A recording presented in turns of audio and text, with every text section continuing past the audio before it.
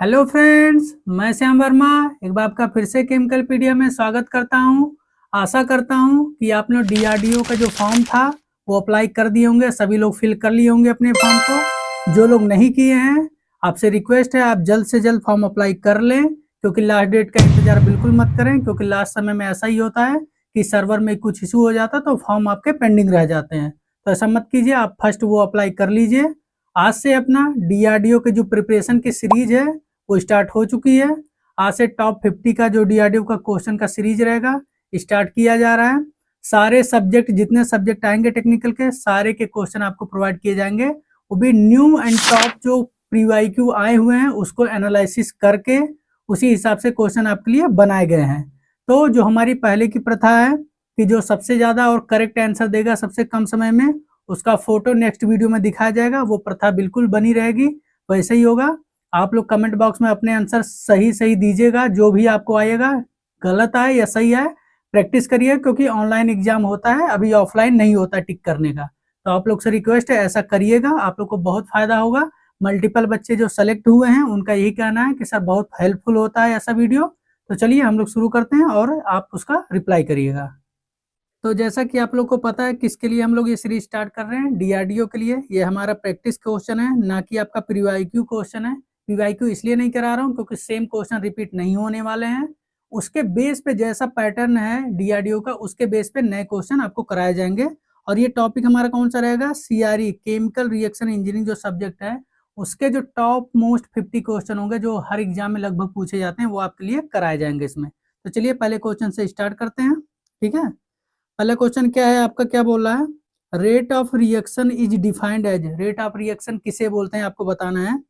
Change in concentration with temperature, number B change in pressure with time, number C change in concentration per unit time, number D change in volume per unit time. आपको बताना rate of reaction की proper definition क्या होती है।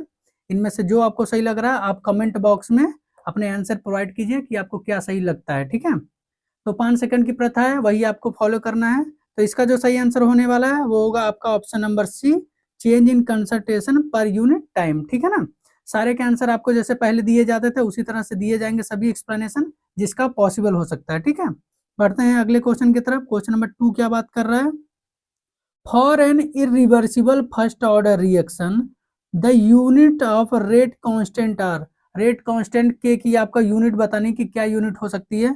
Number A mole per litre second, number B second inverse, number C litre per mole into second, number D dimensionless. आपको बताना है कि हमारा जो फर्स्ट ऑर्डर रिएक्शन में रेट कांस्टेंट होता है उसका क्या यूनिट होता है। ठीक है, जल्दी जल्दी अपने आंसर कमेंट बॉक्स में दीजिए। तो इसका जो सही आंसर होने वाला है वो होगा आपका option number B, second inverse. ठीक है ना, क्योंकि आपको फार्मूला पता है, minus r equal to k into C A. तो सी ए इधर आ जाएगा, उसका आ जाएगा 1/t, मतलब समय। तो उसी को बोला गया टाइम इनवर्स। ओके, बढ़ते हैं अगले क्वेश्चन की तरफ। क्वेश्चन नंबर 3 क्या बात कर रहा है, zero order reaction rate is independent of. Zero order reaction में जो हमारा रिएक्शन रेट होता है वो किससे इंडिपेंडेंट होता है, ध्यान रखिएगा, इंडिपेंडेंट पूछ रहा है। Number A time, number B temperature, number C pressure, number D concentration. आपको बताना है जीरो ऑर्डर रिएक्शन में जो रेट होता है वो किससे इंडिपेंडेंट होता है।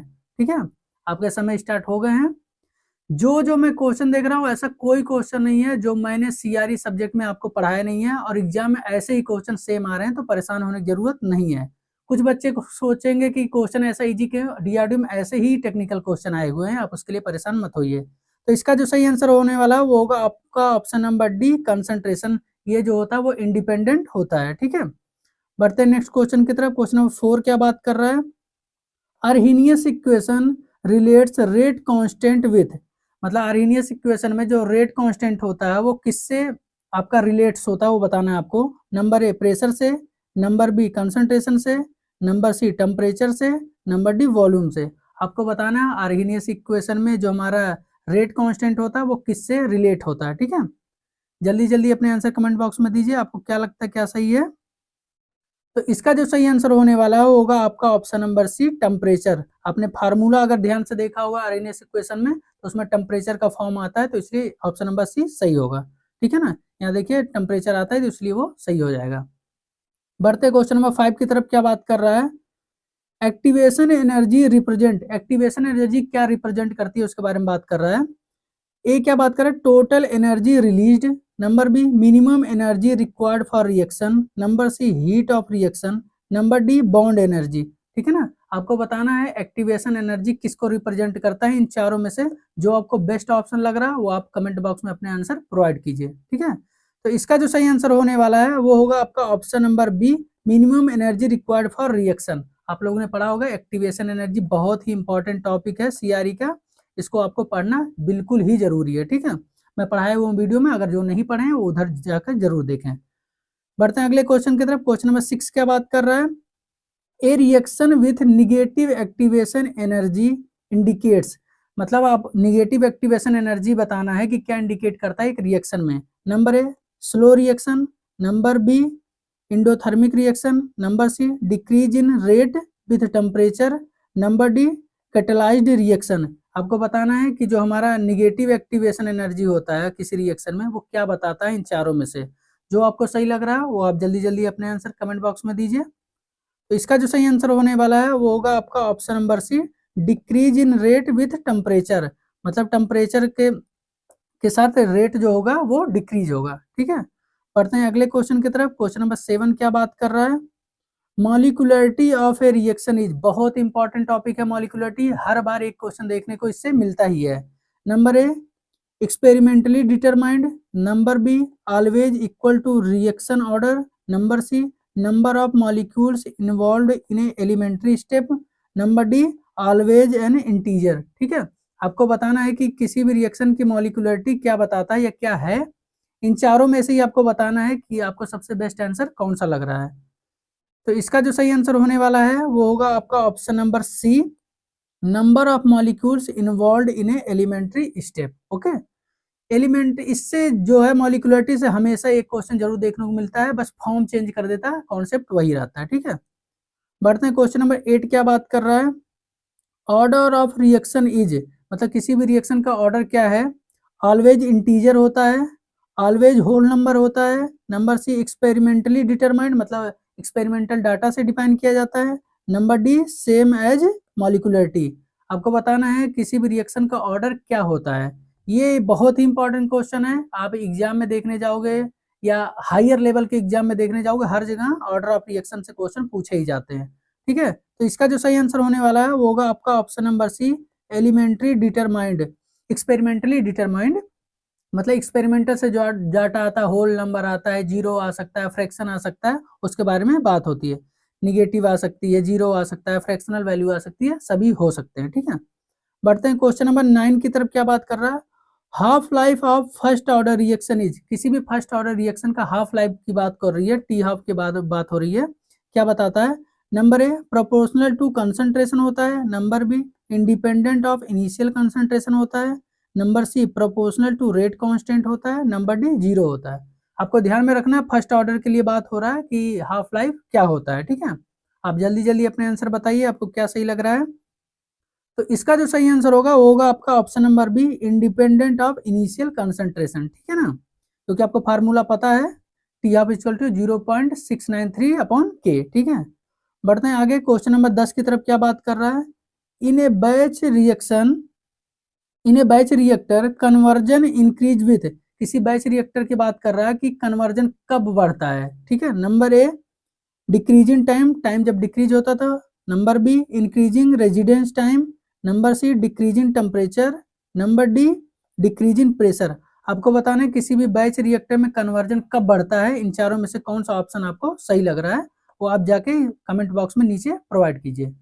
तो इसका जो सही आंसर होगा वो होगा आपका option number B, increasing residence time, मतलब जितना टाइम आप उसको देंगे रिएक्शन होने के लिए उतना ज्यादा कन्वर्जन टाइम के साथ बढ़ता जाएगा। ठीक है, वही यहाँ बोला गया है, मोर रिएक्शन टाइम, जितना आप टाइम देंगे उतना हायर कन्वर्जन होता रहेगा। ठीक है, बढ़ते हैं क्वेश्चन नंबर 11 की तरफ। 11 क्या बात कर रहा है, प्लग फ्लो रिएक्टर पीएफआर जिसके बारे में बात कर रहे हैं, अज्यूम, प्लग फ्लो रिएक्टर में क्या अज्यूम किया जाता है उसके बारे में बात कर रहे हैं। नंबर ए कंप्लीट मिक्सिंग होती है, number B axial mixing only, number C no axial mixing, number D perfect radial mixing only. ये बहुत ही इंपॉर्टेंट क्वेश्चन है। ऐसा कोई एग्जाम नहीं होगा, आपने बोर्ड एग्जाम भी देखा होगा या कॉम्पिटिटिव एग्जाम देखा होगा, पीएफआर से क्वेश्चन तो मिलना ही है अगर सीआरई से क्वेश्चन आ रहे हैं। तो अब बताइए इनमें से कौन सा आंसर आपको सही लग रहा है कि पीएफआर में क्या एज्यूम किया जाता है कि कौन सा सही होगा। ठीक, तो इसका जो सही आंसर होने वाला है वो होगा option number C, no axial mixing. कोई भी एक्सियल मिक्सिंग इसमें नहीं होता है। ठीक है, बढ़ते हैं अगले क्वेश्चन की तरफ। क्वेश्चन नंबर 12 क्या बात कर रहा है, for same volume conversion is maximum in. इसी क्वेश्चन में आपको बार बार घुमाता है, कभी यहाँ मैक्सिमम कर देगा, कभी यहाँ मिनिमम कर देगा, बस इतना ही अंतर करता है, दोनों आप ध्यान रखिएगा। अगर वॉल्यूम सेम है तो कन्वर्जन कब मैक्सिमम होगा बात कर रहा है। नंबर ए CSTR में, नंबर बी बैच रिएक्टर में, number C plug flow reactor में, number D semi batch reactor में।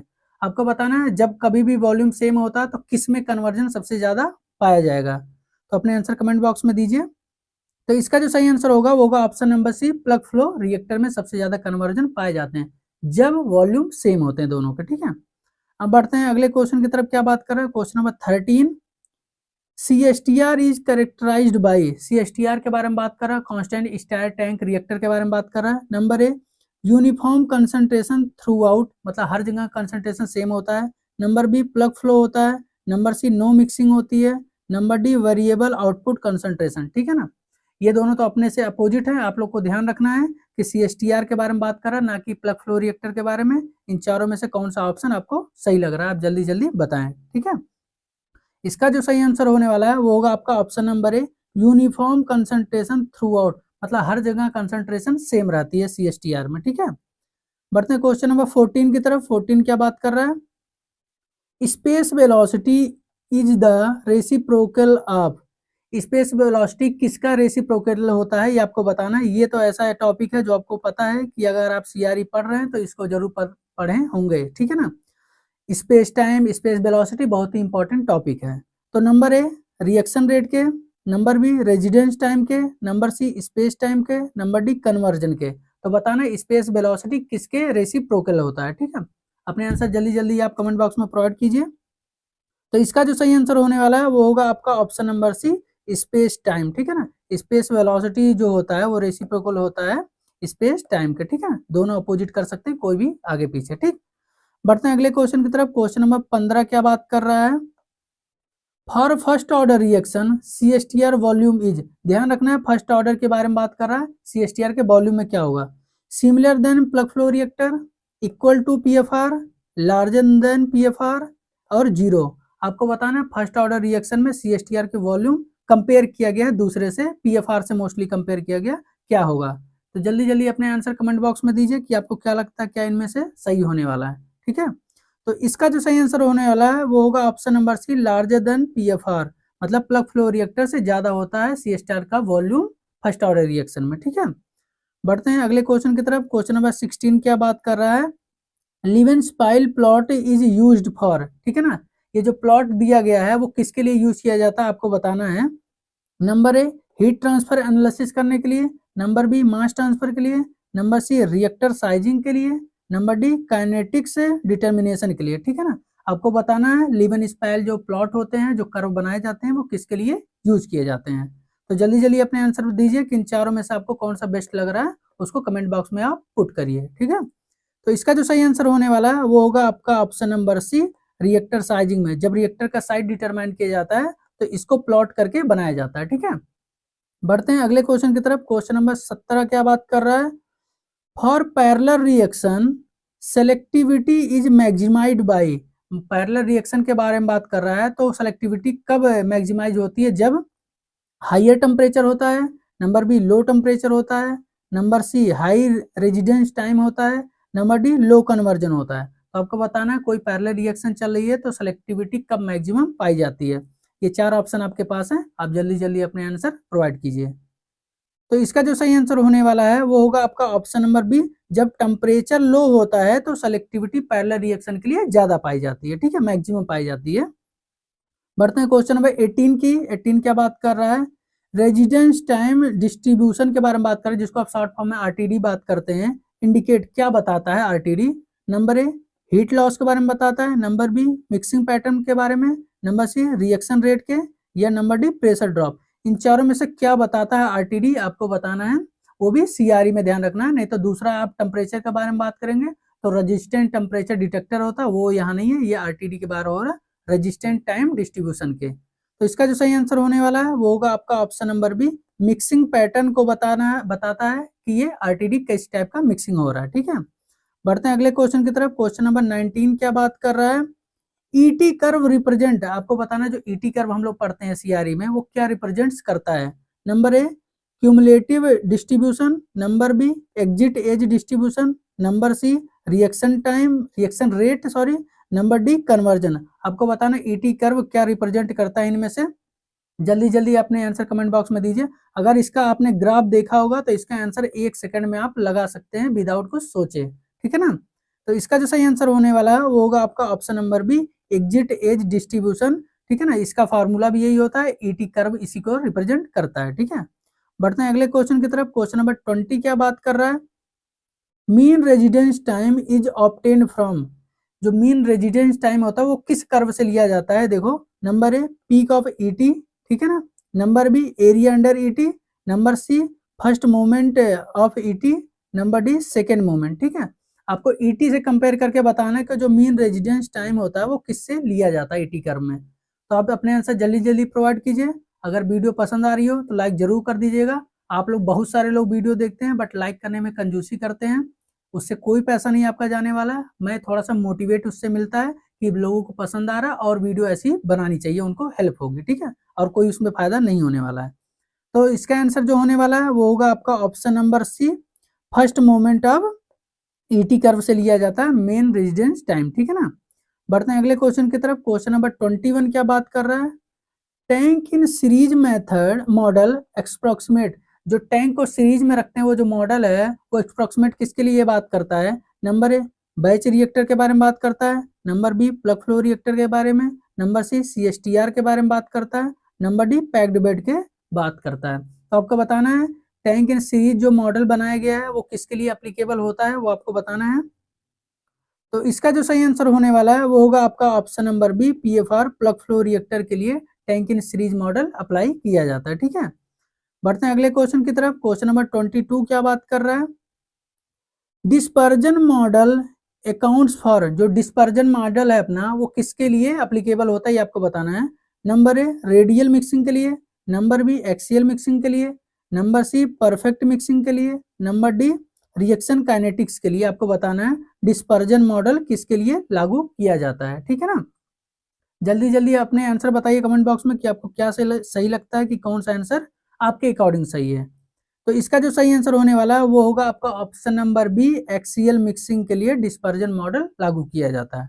ठीक है, बढ़ते हैं अगले क्वेश्चन 23 की तरफ। 23 क्या बात कर रहा है, catalyst increase reaction rate by, जो कैटलिस्ट होता है वो रिएक्शन रेट को इंक्रीज करता है किसके द्वारा। नंबर ए इंक्रीज जी मतलब Gibbs free energy, number B increasing activation energy, number C decreasing activation energy, number D changing equilibrium. आपको बताना इन चारों में से कौन से चीज को चेंज करके कैटलिस्ट जो होता है वो रिएक्शन रेट को बढ़ाता है। ठीक है ना, अपने आंसर जल्दी जल्दी कमेंट बॉक्स में दीजिए। ये सब वही क्वेश्चन है जो पीवाई को एनालिसिस करके सेम इसी पैटर्न पे क्वेश्चन आए हुए हैं, डीआरडीओ बीआरसी उन्हीं को एनालाइज करके बनाया गया है। तो इसका जो सही आंसर होने वाला है वो होगा आपका option number C, decreasing activation energy. Activation energy को कैटलिस्ट जो होता है वो कम कर देता है जिससे रिएक्शन रेट को बढ़ाया जा सके। ठीक है, बढ़ते हैं अगले क्वेश्चन की तरफ। क्वेश्चन 24 क्या बात कर रहा है, a good catalyst should have, एक अच्छे कैटलिस्ट में क्या होना चाहिए वो आपको बताना है। नंबर ए लो सरफेस एरिया होनी चाहिए, नंबर बी हाई पोरोसिटी होनी चाहिए, नंबर सी लो एक्टिविटी होनी चाहिए उसमें, हाई डीएक्टिवेशन रेट होना चाहिए उस कैटलिस्ट में। ठीक है, चार ऑप्शन आपके पास है, आपको बताना है गुड कैटलिस्ट किसको कहा जाएगा जब उसमें क्या क्या प्रॉपर्टी हो, इनमें से कौन सा ऑप्शन आपको सही लगता है। तो इसका जो सही आंसर होने वाला है वो होगा option number B, high porosity. बाकी सब में क्या लो सरफेस एरिया नहीं, हाई सरफेस एरिया होनी चाहिए, लो एक्टिविटी होनी चाहिए नहीं, हाई एक्टिविटी होनी चाहिए। ठीक है ना, इस तरीके से आप ऑप्शन इलिमिनेट कर सकते हैं। बढ़ते हैं क्वेश्चन नंबर 25 की तरफ। मतलब 50% आपने सेंचुरी मार दी है, हाफ सेंचुरी, बस 50% आपको बचा है। अगर जो लोग 50 क्वेश्चन कर लिए तो मैं उम्मीद उनको पूरा देता हूं कि अगर आप सही सही क्वेश्चन कर रहे हैं, डेडिकेटेड होके कर रहे हैं तो आपको सिलेक्शन से कोई नहीं रोक सकता। वैकेंसी अच्छी है, हर बार का मैंने पेपर देखा कि कैसे लोग दे रहे हैं। नॉर्मल बच्चों का भी सिलेक्शन होता है तो आप तो बहुत ज़्यादा उनसे अच्छे हैं, ठीक है ना। तो 25 की तरफ देखते हैं क्या बात है। Rate controlling step in heterogeneous reaction में भी, ध्यान रखना दो वर्ड क्या है, हेट्रोजीनियस और रेट कंट्रोलिंग स्टेप के बारे में बात हो रही है। में भी क्या हो सकता है, number A diffusion, number B surface reaction, number C mass transfer, number D all of the तीनों, मतलब ऊपर के। ध्यान रखना रेट कंट्रोलिंग, रेट को कंट्रोल करने वाला स्टेप क्या होगा जब हम बात करते हैं हेट्रोजीनियस रिएक्शन के लिए। तो जल्दी जल्दी अपने आंसर कमेंट बॉक्स में दीजिए कि चारों में से कौन सा ऑप्शन आपको सही लग रहा है, ठीक है। तो इसका जो सही आंसर होने वाला है वो होगा आपका ऑप्शन नंबर डी, तीनों के तीनों ऊपर वाले सही होंगे, डिफ्यूजन के द्वारा भी, सरफेस रिएक्शन के द्वारा भी और मास ट्रांसफर के द्वारा भी, ठीक है ना। अब बढ़ते हैं नेक्स्ट क्वेश्चन की तरफ। क्वेश्चन नंबर 26 क्या बात कर रहा है, देखते हैं। Effectiveness factor is defined as, आपको बात कर रहा है इफेक्टिवनेस फैक्टर के बारे में, किसको मतलब डिफिनेशन पूछना चाह रहा है। Number A actual rate divide by intrinsic rate, number B intrinsic rate divide by actual rate, number C diffusion rate divide by reaction rate, number D conversion divide by time. आपको बताना है जो effectiveness factor होता है उसका formula in चारों में से कौन आपके अकॉर्डिंग लग रहा है। आपको जल्दी जल्दी कमेंट बॉक्स में प्रोवाइड करना है कि कौन सा आंसर आपके हिसाब से सही है। इसका जो सही आंसर होने वाला है वो होगा आपका option number A, actual rate divide by intrinsic rate, ठीक है ना। बढ़ते हैं अगले क्वेश्चन की तरफ। क्वेश्चन नंबर 27 क्या बात कर रहा है। थाइले मॉड्यूल इंडिकेट्स जो होता है, आपको बताना है कि जो थाइले मॉड्यूल्स होते हैं वो किसको रिप्रेजेंट करता है उसके बताना है। नंबर ए रिएक्शन ऑर्डर को, नंबर बी डिफ्यूजन रेजिस्टेंस को, number C heat transfer coefficient को, नंबर डी कैटलिस्ट एक्टिविटी को। तो आपको बताना है जो थाइले मॉड्यूल्स होता है वो इन चारों में से किसको रिप्रेजेंट करता है सबसे सही तरीके से। तो जल्दी जल्दी अपने आंसर कमेंट बॉक्स में आप लोग दीजिए। तो इसका जो सही आंसर होने वाला है वो होगा आपका option number B, diffusion resistance को बताता है थाइले मॉड्यूल, ठीक है ना। बढ़ते हैं अगले क्वेश्चन की तरफ। क्वेश्चन नंबर 28 क्या बात कर रहा है। हाई थाइल मॉड्यूल्स इम्प्लाइज, मतलब जो हाई थाइल मॉड्यूल्स होता है वो किसके लिए यूज किया जाता है। नंबर ए जो होता है रिएक्शन कंट्रोल्ड के लिए, नंबर बी डिफ्यूजन कंट्रोल के लिए, नंबर सी नो रेजिस्टेंस के लिए, नंबर डी जीरो रिएक्शन के लिए। आपको बताना है जो थाइल मॉड्यूल्स होते हैं वो भी हाई के बारे में बात कर रहा है, वो किसके लिए यूज किए जाते हैं। तो इसका जो सही आंसर होने वाला है वो होगा आपका option number B, diffusion control के थ्रू। क्योंकि आपको अगर थाइल मॉड्यूल के बारे में पता है, मॉड्यूलस के बारे में, तो आप इसको बता सकते हैं। पढ़ते हैं नेक्स्ट क्वेश्चन की तरफ। क्वेश्चन नंबर 29 क्या बात कर रहा है। Catalyst deactivation is caused by, जो कैटेलिस्ट का डीएक्टिवेशन हो जाता है मतलब काम करना बंद कर देता है, वो किसके कारण ऐसा होता है पूछ रहा है। नंबर ए पॉइजनिंग के कारण, नंबर बी फॉलिंग के द्वारा, नंबर सी सिंटरिंग के द्वारा, number D all of these, इन तीनों के द्वारा होता है कैटलिस्ट डीएक्टिवेशन। तो आपको जल्दी जल्दी बताना है क्योंकि आपको पता है सीआरए के बारे में बात हो रही है तो कैटलिस्ट का नाम आना बिल्कुल है। और कैटलिस्ट के बारे में सारी जो डिटेल है मैं सारे कैटलिस्ट के वीडियो में पूरा पढ़ा चुका हूँ। ये तो आपके लिए एकदम इजी क्वेश्चन है। तो इसका जो सही आंसर होने वाला है वो होगा आपका option number D, all of these, ये तीनों के द्वारा हमारा कैटलिस्ट का डीएक्टिवेशन होता है, ठीक है। बढ़ते हैं अगले क्वेश्चन की तरफ। क्वेश्चन नंबर 30 क्या बात कर रहा है। फॉर सीरीज रिएक्शंस, जो ए से बी बन रहा है, बी से सी बन रहा है, टू मैक्सिमाइज बी, मतलब अगर बी को हमें मैक्सिमाइज करना है तो हमें क्या चाहिए। नंबर ए हाई टेम्परेचर चाहिए, नंबर बी लो रेजिडेंस टाइम चाहिए, नंबर सी हाई कन्वर्जन चाहिए, नंबर डी लॉन्ग जो रिएक्शन टाइम है वो हमें चाहिए। तो आपको बताना है कि अगर कोई रिएक्शन इस तरीके से हो रही है सीरीज में तो बी को मैक्सिमम करने के लिए क्या करना पड़ता है, ठीक है ना। तो इसका जो सही आंसर होने वाला है आप जल्दी जल्दी प्रोवाइड कीजिए। इसका करेक्ट आंसर होगा आपका ऑप्शन बी, लो रेजिडेंस टाइम, कम समय देने से बी का सबसे ज्यादा मैक्सिमाइज होगा, ठीक है ना। नंबर 31 क्या बात कर रहा देखते हैं हम लोग। ईल्ड के बारे में बात कर रहा है, जो आप बहुत सुनते हैं इस कंपनी का ईल्ड ज्यादा है, इस फर्टिलाइजर का ईल्ड ज्यादा है। तो ईल्ड इज डिफाइंड एज, मतलब ईल्ड किसे कहते हैं वो उसके बारे में बात करिए। Desire product divide by reactant feed, जो हमने फीड किया। Number B desire product divide by reactant consumed, number C product formed divide by time, number D conversion into selectivity. तो आपको बताना है इन चारों ऑप्शन में से कौन सा लग रहा है जो ईल्ड की प्रॉपर डिफिनीशन बता रहा है, ठीक है। तो आप अपने आंसर जल्दी जल्दी प्रोवाइड कीजिए कि आपको सबसे बेस्ट क्या लग रहा है और आप कमेंट बॉक्स में जाकर प्रोवाइड कीजिए।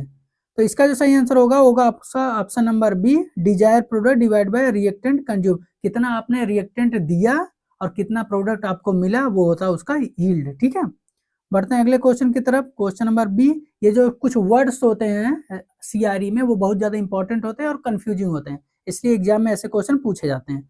तो सेलेक्टिविटी किसे कहा जाता है इसके बारे में क्वेश्चन पूछा है।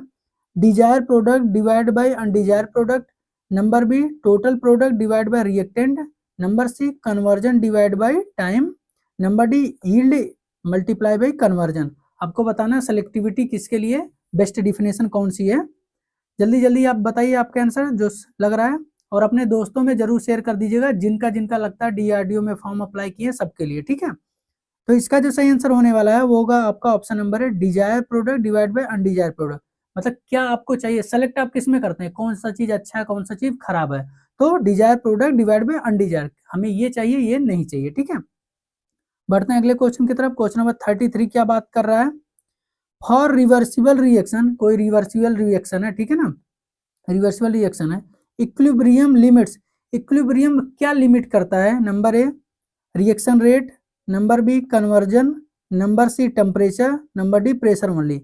इक्विलिब्रियम्स को कौन अपना लिमिट्स करता है जब आपका इरिवर्सिबल रिएक्शन होता है। ठीक है, तो जल्दी जल्दी अपने आंसर दीजिए कि इन चारों में से कौन सा है जो इक्विलिब्रियम को रोकता है, लिमिट्स करता है। ठीक है, इसका जो सही आंसर होने वाला है वो होगा आपका option number B, conversion.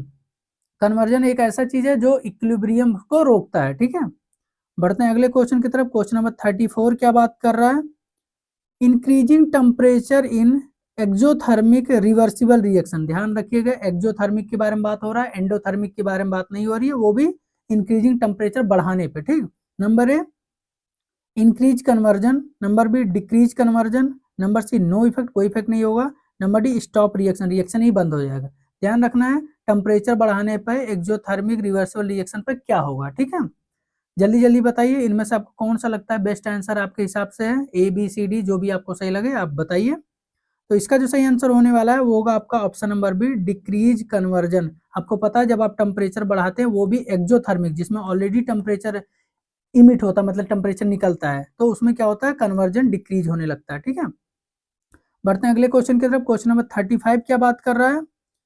Runway reaction जो होता है, या उसके रन अवे भी बोलते हैं कभी कभी, runaway reaction are common in number A endothermic system, number B isothermal reactors, number C exothermic reaction, number D batch cooling. आपको बताना है जो रन अवे रिएक्शन होता है कॉमनली किस में यूज किया जाता है, एंडोथर्मिक है वो, आइसोथर्मल है, एक्सोथर्मिक है या बैच कूलिंग है। ठीक, इनमें से किस में यूज किया जाता है सबसे बेटर रूप से। ठीक है, तो इसका जो सही आंसर होने वाला है वो होगा आपका ऑप्शन नंबर 3, एक्सोथर्मिक रिएक्शन में हमारा रनअवे रिएक्शन यूज किया जाता है। ठीक है, पढ़ते हैं अगले क्वेश्चन की तरफ। क्वेश्चन नंबर 36 क्या बात कर रहा है। Hot spot formation occur in, hot spot किसमें फॉर्मेशन होता है। नंबर ए CSTR रिएक्टर में, नंबर बी बैच रिएक्टर में, number C packed bed reactor में, number D semi batch reactor में। आपको बताना इन चारों रिएक्टर में से किसमें हॉट स्पॉट फॉर्मेशन होता है, मतलब कहीं पर ऐसे धब्बा लग जाएगा हीट के कारण, ऐसे हॉट स्पॉट आपको देखने को मिलेगा। तो जल्दी जल्दी आप बताइए कौन सा ऐसा रिएक्टर है जिसमें हॉट स्पॉट फॉर्मेशन होते हैं। तो इसका जो सही आंसर होने वाला है वो होगा आपका option number C, packed bed reactor में। पैक्ड बैग्ड रिएक्टर में हमारा हॉट स्पॉट फॉर्मेशन देखने को मिलता है। ठीक, बढ़ते हैं अगले क्वेश्चन की तरफ। क्वेश्चन नंबर 37 क्या बात कर रहा है। एनर्जी बैलेंस कपल, मतलब इन चार ऑप्शन में से किसमें एनर्जी बैलेंस को दिखाया गया है आपको बताइए। Number A kinetics and fluid flow, number C mass and heat transfer, number C reaction rate and temperature, number D conversion and selectivity. इन चारों में से किसमें आपको लगता है कि एनर्जी को बैलेंस किया जाता है और वो प्रॉपर कपल्स हैं। ठीक है ना, अब जल्दी जल्दी बताइए कि एनर्जी बैलेंस इन चारों में से किसमें आपको देखने को मिल रहा है। तो इसका जो सही आंसर होने वाला है वो होगा आपका option number C, reaction rate and temperature के बीच में कन्वर्जन एनर्जी बैलेंस प्रॉपर होता है। बढ़ते हैं क्वेश्चन नंबर 38 की तरफ। क्या बात कर रहा है।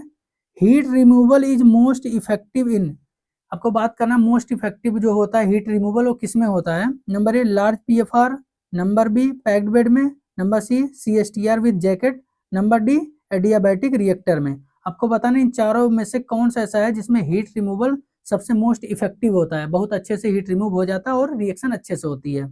तो इसका आंसर जल्दी जल्दी आप प्रोवाइड कीजिए, आपको कौन सा लगता है सबसे बेस्ट रिएक्शन है इसमें, ठीक है ना, हीट रिमूवल के लिए।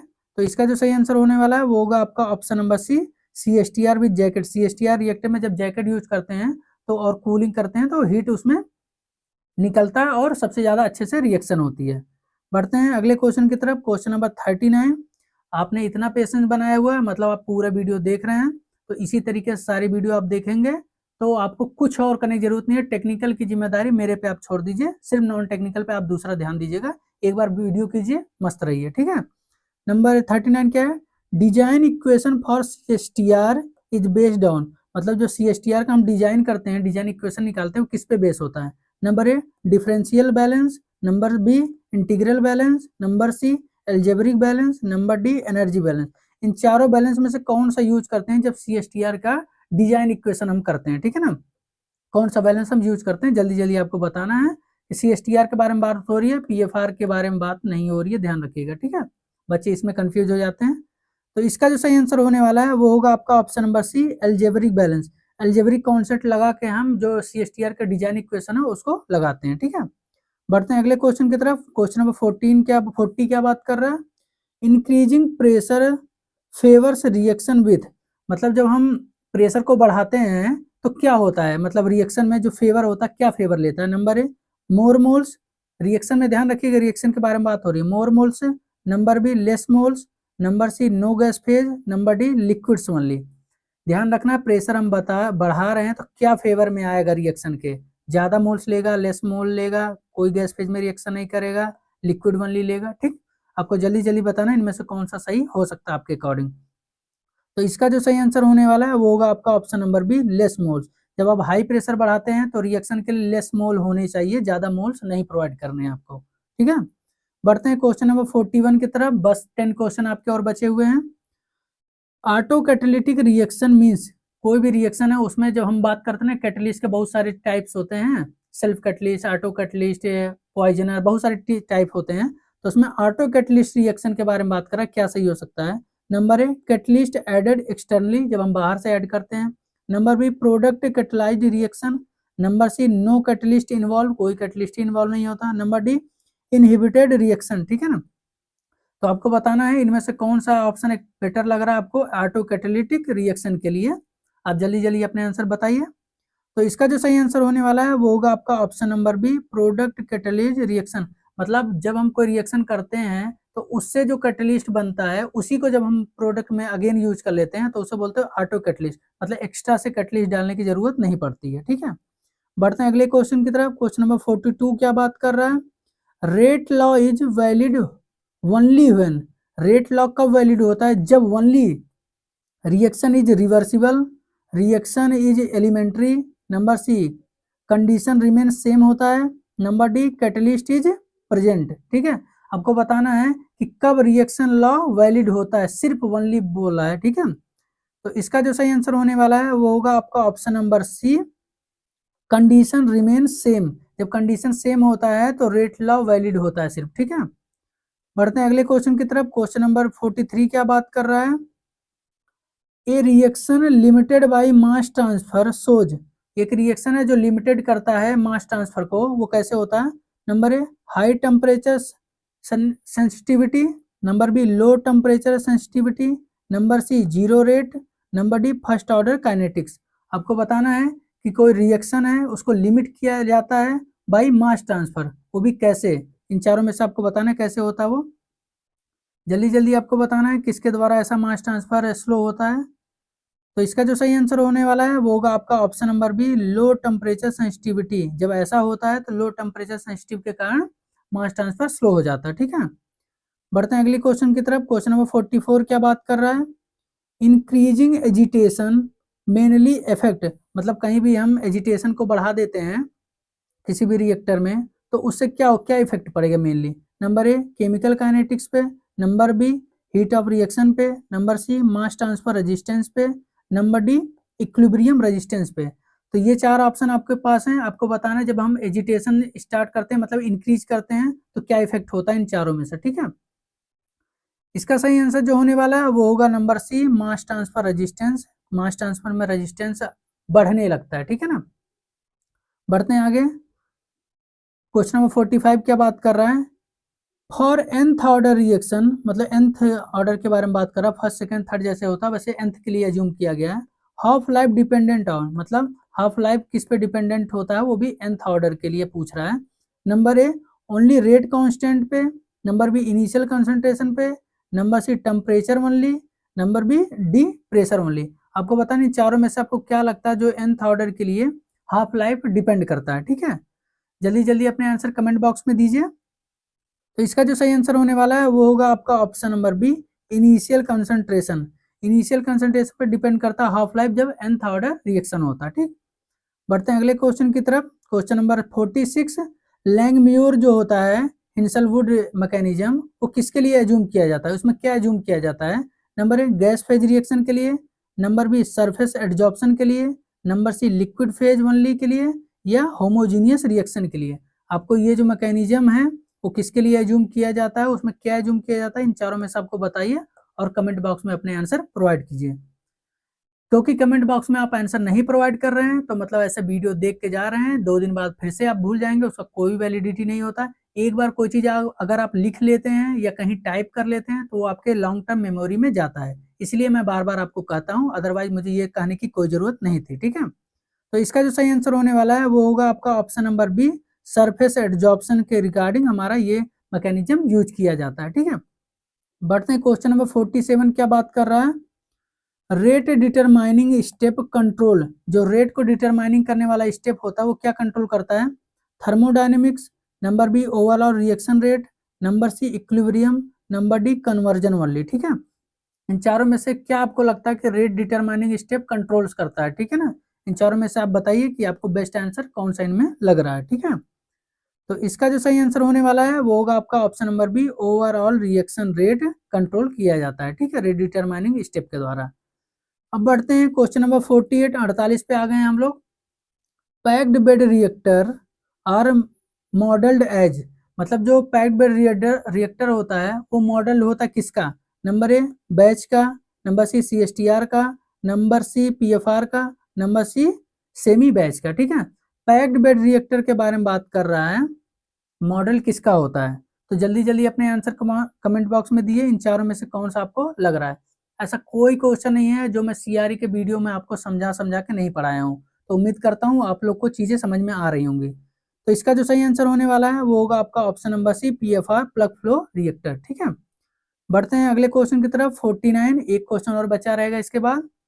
Large derivation from ideal RTD indicates, number A perfect reactor, number B channelling और dead zone, number C higher conversion, number D better mixing. आपको बताना है लार्ज जो डेविएशन होता है फ्रॉम आइडियल RTD से वो क्या बताता है इनमें से, ठीक है। जल्दी जल्दी बताइए कि लार्ज डेविएशन जब होता है RTD में तो क्या बताता है। तो इसका जो सही आंसर होने वाला है वो होगा आपका ऑप्शन नंबर बी, चैनलिंग और डेड जोन को बताता है, ठीक है। लास्ट क्वेश्चन आज का, अगर आप यहाँ तक पहुंच गए हैं तो मैं आपको अश्योर करता हूँ कि कोई क्वेश्चन में आपको दिक्कत नहीं होने वाली है एग्जाम के समय में, आप बात मान के रखिएगा, ठीक है। एग्जाम के बाद आप खुद ही बताएंगे। टॉप 50 के बारे में बात करते हैं। For gas phase reactions changing pressure mainly effect, अगर आप गैस फेज रिएक्शन के बारे में बात कर रहे हैं और उसमें प्रेशर को मेनली चेंज कर देते हैं तो क्या इफेक्ट आएगा, किस पे। नंबर ए टेम्परेचर पे, नंबर बी रेट कांस्टेंट पे, नंबर सी कंसंट्रेशन पे, नंबर डी एक्टिवेशन एनर्जी पे। आपको बताना है गैस फेज रिएक्शन है उसमें जब चेंज करते हैं प्रेशर को तो मेनली क्या इफेक्ट होता है इन चारों में से, ठीक है। तो इसका जो सही आंसर होने वाला है वो होगा आपका ऑप्शन नंबर सी, कंसंट्रेशन में इफेक्ट आएगा, ठीक है ना। यहाँ तक आप पहुंच गए हैं तो थैंक यू फॉर वॉचिंग, आपने इतना पेशेंस बना के देखा। अगर आपको वीडियो पसंद आ गई है तो आप सब्सक्राइब जरूर कर दीजिएगा, पसंद आई है तो लाइक जरूर करके जाइएगा और अपने दोस्तों में शेयर करिएगा ताकि उनकी भी हेल्प हो सके एग्जाम में। सिर्फ अपनी हेल्प नहीं करनी है, दूसरों को भी देखना है, स्वार्थी नहीं बनना है, ठीक है। ऐसी वीडियो आपके लिए नेक्स्ट भी आती रहेगी। DRDO के जितने सब्जेक्ट हैं सारे सब्जेक्ट से रिलेटेड टॉप 50 आपके लिए आने वाली है, आप टेंशन मत लीजिए, अच्छे से बस पढ़ाई कीजिए। वीडियो पसंद आए तो लाइक जरूर कर दीजिएगा। मिलते हैं कल नेक्स्ट वीडियो के साथ। Thank you.